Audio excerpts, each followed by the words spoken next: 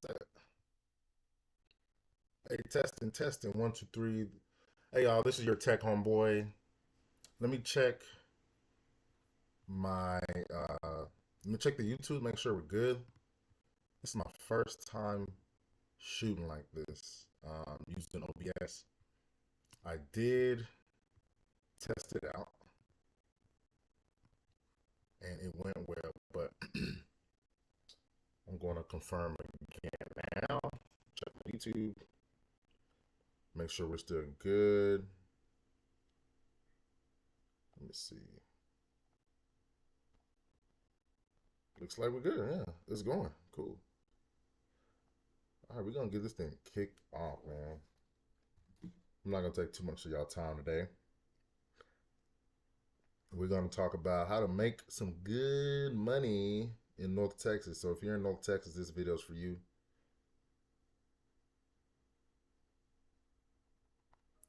I am sharing this. God, give me like 30 seconds.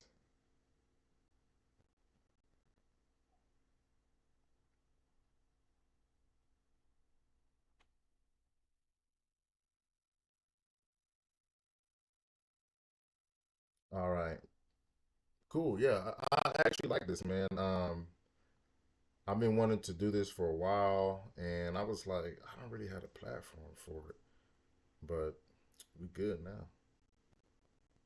We good now. Hopefully, hope y'all having a good day today. A good productive day. I've had a real productive day. I started my day. I was on someone's Discord, checking out their Discord. Guy was walking through a bunch of business automated solutions, talking about how he utilizes ChatGPT. I love to be around that kind of energy. And then I just got off the phone with my brother as we were debating DeepSeek and OpenAI and stuff like that. So that's just a normal Monday for me. But before we go into this topic, right, there's a hot topic that's going on right now. Everyone's talking about Target. Everyone's going on and on about Target. Should we boycott Target? I want to give my 2 cents on that, right? So, Target ended their DEI and everyone's upset. Everyone wants to boycott Target for some reason. And I'm gonna get my position on this.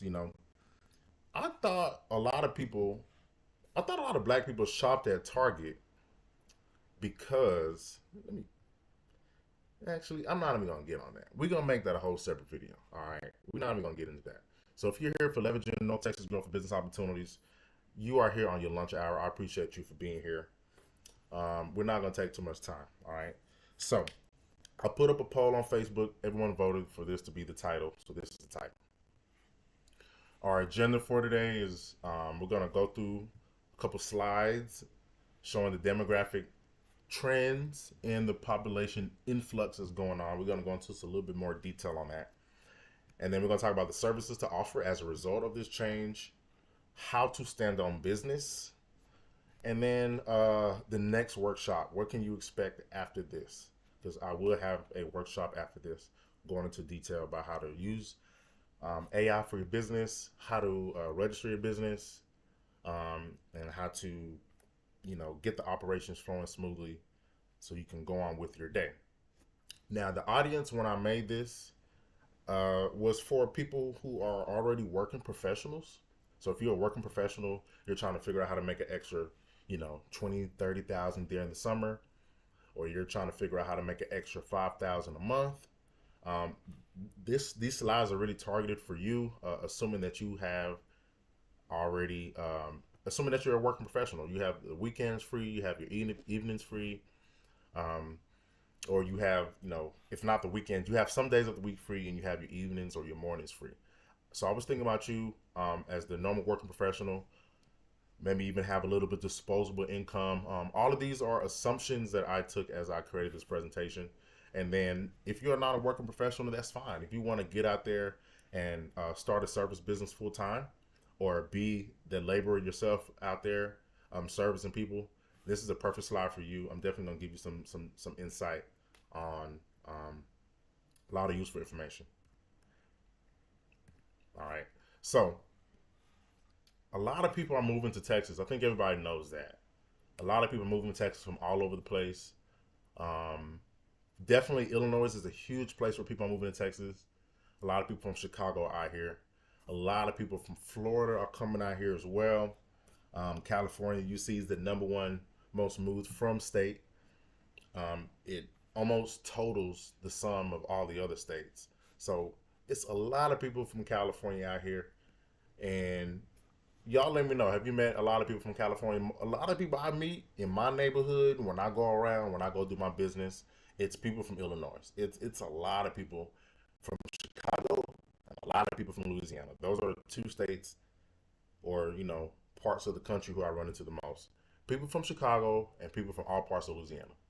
Um, so this is a source from the U.S. Census showing how many people are moving to Texas. Now, this is only from 2022, and I guarantee you this trend was the same. Probably starting from like 2020, probably like 2019. I guarantee this is pretty much the same trend. And if you look now, pretty much the same trend. It might not be the same amount of people, but I guarantee you, if you look year after year, it probably just goes up. And I don't have the data for that. I didn't pull anything for that. But everyone's moving to Texas, all right? So Dallas Fort Worth, we account for 34% of Texas. So all these numbers, you can um, pretty much a third. All of these people went to North Texas. A third of all these people. And we're going to go into some more data later. Which signals a continuing influx of new residents. Obviously, Californians represent the most. And there's a reason why I point out Californians, they have a higher median income, disposable income, they have a better consumer experience usually, or expectations than other people from other states. They usually live in a nice part of town, so they have high expectations as a consumer. And that $400,000 house they just bought is nothing to them. Assuming, again, they're working professionals, they're homeowners and stuff. If you look at this graphic here, I have this table from 2023. It basically gives you a breakdown of all the authorized new units to be built for that year. And what really is significant to me is, again, if you look at Dallas Fort Worth, we make up, what's that, 14,000, 19,000. And then if you want to go ahead and include Salina and Frisco, which I do, you're going to get to about 25, 26,000, which outpaces Houston, Austin, obviously. And if you combine those two, it's almost the same. So we have the same amount of authorized new units to be built in the North Texas area as all of the Metroplex of Houston and all of the Metroplex of Austin combined. Big things are going on out here in North Texas.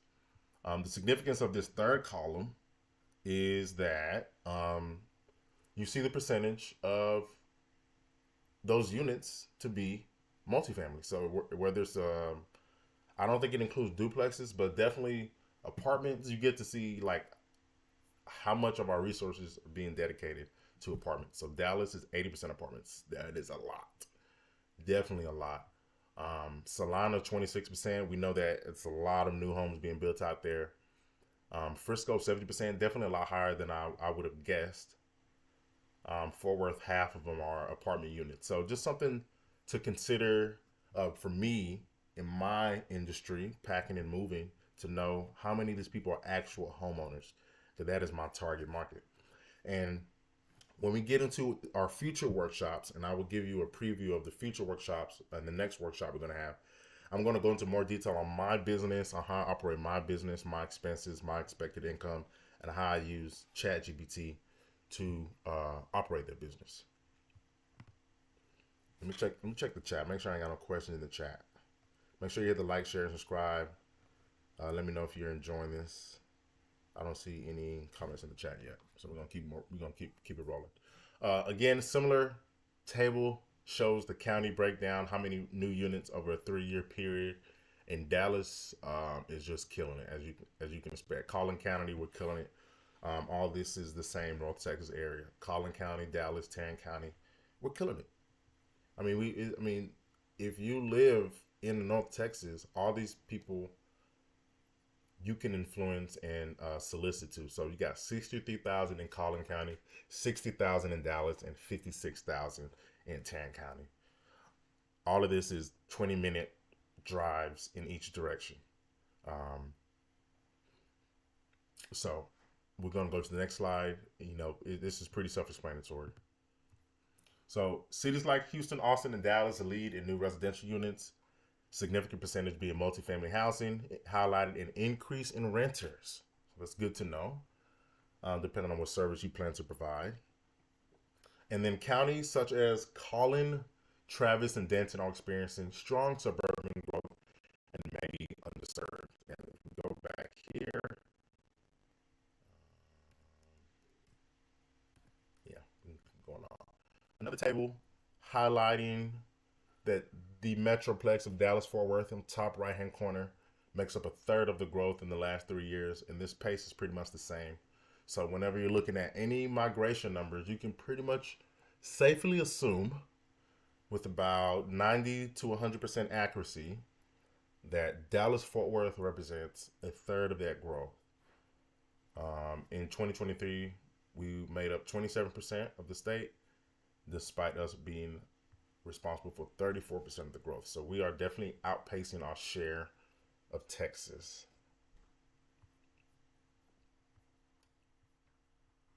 Let's go to the next one. High growth cities within DFW, such as Frisco and McKinney, show exceptional population increases. Those are definitely one of the insights that you can take from the previous tables and graphs. Another insight, migrants from New York, Florida, and other states contribute to a culturally diverse consumer base with varying spending habits and preferences. Again, their spending habits, everyone's different. So what does all that mean exactly? Here's another graph. This is one of the last graphs I have before we get into what services can we offer, what kind of money can we make, right? That's the meat and bones of this stuff, because if you're in North Texas, you know that a lot of people are coming here. I mean, you can't go on 35. You can't go on 75. You can't go on a tollway. You can't go on 360. You can't go on George Bush. Just, it doesn't even matter if you take the tolls nowadays. Like, you're still going to be late. All right. So, whether you take 408 or George Bush, you're going to be late. I don't want to bore everyone with the graphs and the tables, but data is very important. Right, so let's go into one of the last tables right here. Estimated population by age, non-Hispanic, white, and Hispanic. Now, the orange is the Hispanic, and the blue bars are the whites, non-Hispanic white to be specific. And what you can see is that there is a high number of younger Hispanics. They outpace the whites by a lot, up until they hit about 35 to 40. And then you see the whites have a very large number of older people, that greatly outnumbers the Hispanic number. So my insight from this, I like to see what insight you drew from this as well. There's a lot of younger Hispanic people who are ready to work, ready to be labor. And you have a very large supply of them, which could depress wages, right?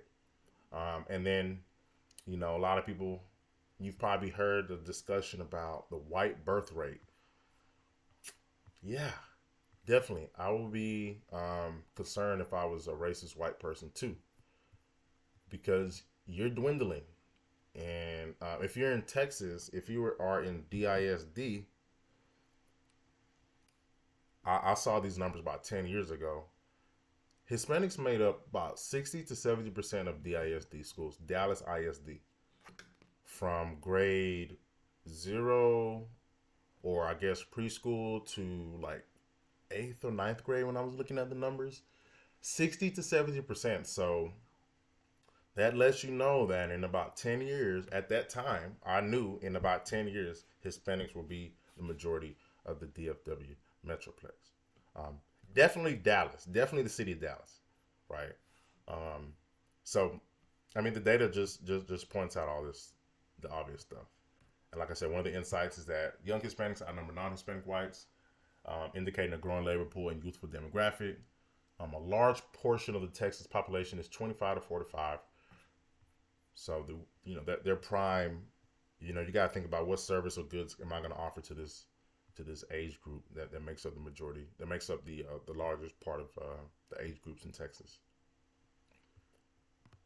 All right. So what now? We got all the data, we got all the tables, we got all the graphs. We're nerds, we're smart, we have all this information, right? What now? How do we move forward? What do we do? Well, you offer minimally regulated service business with low startup and caters to the demographic trend and overall population influx. That's what you're going to do. All right. Now, you have to, and we're going to, identify several service businesses that involve a low startup cost, caters to the demographic trend, and the overall population influx, and is minimally regulated, right? We want to, again, when I made this presentation, it was for working professionals. So if you're a working professional, you probably don't have all the time in the world to be dealing with the admin and the regulated, and to dealing with the all the red tape part of the business. So we want something that's minimally regulated, something you can check in on a weekly or monthly basis. Weekly is what I suggest, or a few times a week. Low cost startup. So you might not have 15,000 to start up a business. You might not have $100,000 loan to start up a business. So low startup and caters to the demographic trend. Like, what can we do to just plug ourselves right in? Boop. How do we just plug ourselves in, right? That's what we're going to talk about. All right. How do we take advantage of all the insights that we drew from the graphs earlier? Well, here are some of the services, right? Number one, cleaning. You do not need a license in Texas to have a cleaning business. And all you need is transportation. I see a lot of cleaners and bringing all this stuff in a car, or a Jeep or a van. Obviously, you need cleaning supplies. You can get this stuff from the cleaning. I was going to say Sam's Club, but I would get it from suppliers, from a cleaning supply house. Just look up cleaning supply warehouse. I'm sure it'll come up. It'll be cheaper than Sam's Club. But if you need to go to Sam's Club, I'm sure you can go to Sam's Club and find all this stuff. Optional liability service, insurance, you don't need it. If you think you're going to be washing stuff and breaking stuff, then maybe you need to. Depends on who the client is. If you're scared to clean around, fine china, then you want to look into that. But there are plenty of suites. There are so many companies moving here. There are plenty of offices to clean, plenty of renters who pay for make ready, plenty of people who you can build that sales pipeline with to refer you and the service you offer. All right, I'm not going to spend all day on each service because we've got about 9 of them, but here's another one: lawn care and landscaping. Again, you do not need a license. You don't need to go through anybody to do lawn care and landscaping unless you're dealing with like chemicals, unless you go deep into the landscaping side. Again, all this stuff can fit in your car, your mowers, your trimmers. You can buy this stuff from pawn shops. If you want to get liability insurance, I'm sure it's probably $100 a month, maybe. I don't know. I don't have a landscaping service, but I don't imagine it being more than that. If you think you're at risk of running over sprinklers, messing up sprinkler heads, messing up someone's concrete, right? All these are risks that you consider looking into of getting insurance for. So we can do mowing, tree trimming, garden design, actually cutting someone's trees down. I guess they call it pruning, right? A lot of opportunity, and obviously you have the labor pool here who can execute the job. There's a lot of people who can push a lawnmower all day. I just talked about the demographic trends earlier. So who do you think you can pay to push lawnmowers all day? Mobile car wash and detailing. Again, very inexpensive. You're using other people's water unless you have like a tank, a portable water tank that you haul in your truck or something. Pressure washer. All this stuff can be bought from pawn shops. People might be like, okay, when is you gonna get into like the sexy business? These are sexy businesses. This is a sexy business. Especially if you have fun on the back end with your technology, this can be a sexy business, but maybe some of the next services I'll show you later will be sexy, but low startup. It's not regulated. You can do it in people's parking lot. You can do it in people's driveways. I mean, I remember when I was a kid, I used to go door to door to wash people's cars. I used to come with my bucket, my sponge, everything, right, to wash your car. Only thing I needed was your water hose. And even eventually, I started carrying around a water hose. And I'm like, I just need your water. That's all I need. And I did that as a kid. Like, I did that when I first moved to Cedar Hill, like 10, 11 years old. Before that, I used to go to car washes, like self car washes, and wash people's cars as like an 8, 9 year old. Um, so maybe it was more like 10, 11. So washing cars, it's definitely a good service and something that you can earn some extra money on. Photography, freelance photography. I mean, I know people who pay amateur photographers to record their wedding because they're like, this is not like rocket science. You just need a tripod, some cameras, some post, image editing. I mean, you can use Canva to edit images now. You can use Photoshop if you want to spend all this money. You can send your photos to somebody on Fiverr and tell them to run all these filters and color corrections through them, and they'll do that if you don't even want to get the software. But a decent camera is necessary, obviously, and marketing. Get your name out there. Go to your church. Tell your church I'll record this stuff for free if it's a small church. Now you can use that as your portfolio. Tell your friend, hey, I know you want to be an influencer. I know you want to be a professional comedian. Let me go and record all your freelancing shows. Let me go to the band shows. Like, people love someone present to capture this stuff.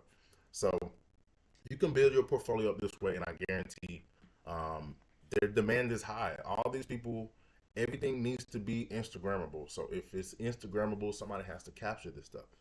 And again, it doesn't require any licensing. You can get all this stuff from the pawn shop, from the camera.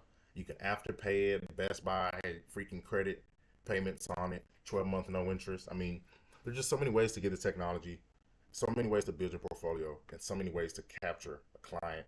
And you don't need to be a millionaire from this. All right. If you come to the next workshop, we're going to be more financial. We're going to talk about how much does it actually cost to operate the stuff on a monthly basis. What kind of technology do you need to kind of automate all this stuff as you work your full-time job? Or if you are not a working professional, what do you need and how much can you expect to spend to automate all this stuff while you're actually servicing the job? Because it's hard to deal with a lot of the back-end stuff if you are actually servicing the job. So that's what the next workshop is going to be. And again, I'm going to give you some insight on that when we get to the end of this presentation. All right, let's go to the next one. Tutoring. You can be a tutor. You can be a personal fitness trainer. You do need some certain licenses for training, but I don't think you need it. But I know if you want to work in certain gyms are like, we require our trainers to do this.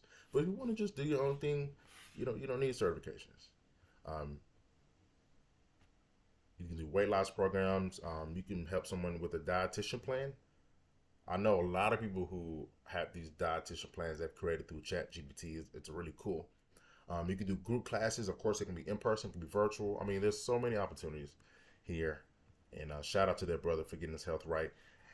Speaking of brothers getting their health right, it's 2025. Let's take a pause. It's 2025, right? I had a vision. A vision came over me, right, last week. 2025 is the year of the man. Hey, 2025 is the year of the man. All right, fellas, this year is about us. We putting ourselves first. We getting our mental health right, our physical health right, our emotional intelligence right. We're being communicative with each other, with our partners. We're being secure in everything that's about ourselves. 2025 is the year of the man. So get your physical, mental health right, emotional intelligence, guys. This is the year the man have to take over. Real talk, because that's just necessary. Right now, I'm a sarcastic person, so some of you might have caught the sarcasm. Some of you are probably writing hate comments right now about how men are always in the lead or something like that. So I just hope y'all have a great Monday, and don't bust a blood vessel. Okay, don't do that. Let's see what else we got here. Tech support. If you're good with technology, if you're good with supporting grandma email and grandma's printer, you can look into helping people troubleshoot their problems, upgrading the RAMs, or repairing a hard drive, repairing a monitor on the screen. Um, Definitely, there's still a space for this. Phone repair, there's still a space for this. All right, so we got all these service businesses you can do, right? Too many. And, how do you actually stand on business? Well, I'm going to leave a link in the description, right? But I'm not going to share it now, but I'm going to leave it in the description. And this is not even why I'm here, but this is something that people ask for a lot. Like, I was at a birthday party the other week, and the person was like, "Man, how you run your business when you work a job? Like what do you do? Like, I need some guidance." This person was working in a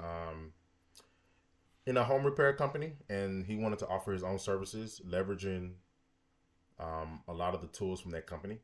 And I was like, "Yo, this is how you can leverage some of those resources from there, and this is how you can like automate some of this process, so you can focus on the business." So how do you actually stand on business? Like, now, there is, in the link, when you open the link, it's going to show you a curriculum. It's going to show you everything you need to know about business. Like, if this is like a business boot camp, this is for you. If you need help like registering your business, trying to decide between S Corp and C Corp and LLC, this is for you. If you need help trying to figure out what's the best bank I should choose. If you do not want to pay people to get you an EIN, this is going to show you how to get you an EIN for all your future businesses. You don't have to keep paying people or LegalZoom or wherever to get an EIN. You can get this stuff free. Like, a lot of people need help with this. If you need help setting up your website, there are websites that you can build a website in like 15 minutes now. Doesn't take long. If you need to choose your web host, if you need to choose your domain provider, it could be GoDaddy for your for your domain. It can be WordPress. It can be Wix for your web hosting. And if you actually want to build your website, there's technology out here where you can do that. That's the short story of it. We can show you how to create logos, create business cards, letterheads for your emails, for your documents, show you how to create flyers. There's so many resources that you can use now that doesn't really require too much thought. It doesn't require too much capital and doesn't require too much lift. The speed in which we can launch services or companies is incredible now. So this boot camp is going to show you how to do all of that, break it down in depth, lead you, hold your hand, show you how to set up a vanity email address. So, make sure it's your company name, sales at, cleaningservices.com. How to forward your email. So make it look like there's multiple people working in your company. If you need to make it look, if you wanted to go to one email, you want to send them all to your mama, send them all to your girlfriend at home, we can show you how to set up that, forward it. Show you how to set up all your social media accounts, because we use it for personal, but how much do we use it and how much do we know how to use it professionally to promote our business, how to create your voice to connect with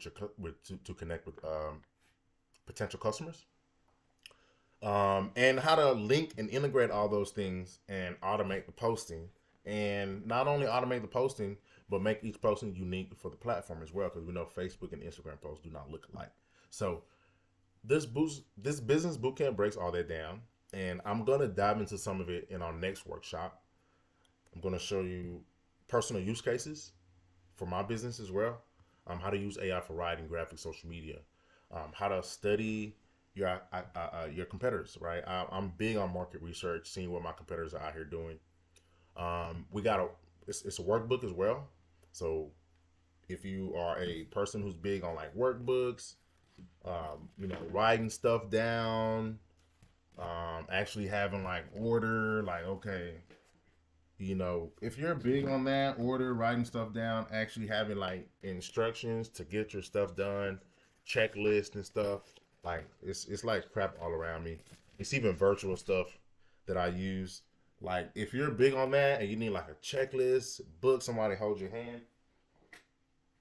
That's what this bootcamp is for. And you can check it out on businessconsig.com. Businessconsig.com. I will drop the link in the chat, in the description. But this is definitely a bootcamp that I stand for and can vouch for. Businessconsig.com. Now, the future workshop, our next workshop, I'm going to show you how I use AI for my business. I'm going to show you how you can plan for your business. If you need to build like a predictive model so you can see how busy do you need to be to make a certain amount of money, or how many customers you need based on your operation expenses, or the cost of acquiring your clients. How many clients do you need per month to meet, your profit goals for the year or for the month or for the season? So we're gonna do like a case study. We're gonna use my business. I'm gonna show you guys what I'm doing in my business, some of the tools I use in my business. And if you have any questions, I'm expecting y'all to have those questions there or to leave them in the chat. As I promised y'all, I will not be here for long. It doesn't really take much to talk about. Again, if you're in North Texas, you know the growth that we're dealing with, and you know the difference in the demographics we're experiencing. So how do you capitalize from that? How do you leverage from that? And if you are a working professional, hopefully this resonated with you, and you reach out to me if you have any questions, leave a comment if you have any questions, and come to the future workshop. Now, the next workshop will be paid for. You do have to pay for it, because I'm going to basically rip open my insides and show you how I'm doing my business and give you guys some business that is none of y'all business. So it can be your business if you want to pay to see it. It's probably going to be like $3, $4, $5 or something. But if you do take it seriously, and if you want to do this yourself as a working professional, or even if you just want to do this full time, I do think it's worth investing. You got to invest your time or your money. Choose one. Likely got to choose both, right? Let me go back to the YouTube, see if we got any questions. Anybody I need to make sure nobody's going crazy in the comments. Let's see.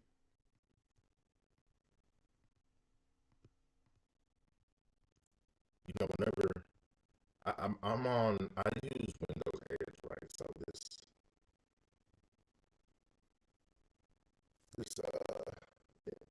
means news suggestions be distracting, to say the least. So let's see if there's any comments in here before we go about our day. I hope it was an excellent day. Hopefully this was valuable to y'all. Your time. If you share it with any friends or family that is trying to be, make some money. I know a guy that just bought a news suggestions be ice cream truck. So I'm definitely going to share this to him, because yo, what's up with this ice cream truck? So let's see if there's any comments. No comments yet. Okay, cool. We're going to keep going to the next slide. So insights on the next workshop. And I think I'm going to share my screen too. If you share it with any friends or family that is trying to be, make some money. I know I try to kind of go a little deeper on what you can expect. So this is like a predictive model that I built with the help of ChatGPT, to see, how can I predict how much I can make, and so it gave me some assumptions that I gave it. It gave me a formula, and we worked it. And you can use this for your company too. This is just my company. I am compiling a list of real estate agents, lenders, home inspectors, different people in that referral pipeline who refers me to their clients. Based on this number, a referral rate based on my historical data that I've experienced, based on then a conversion, how many of those referrals, how many can I convert? And of those conversions, what's the average revenue per client, and then the net profit, and other variables too, based on the season, because everyone's season is different depending on what industry you're in. So I can go into depth. I will go into depth with a predictive model for the next one to help with your financial analysis. The image on the right, I basically like asked it for help, like based on these numbers of clients per month, based on this profit.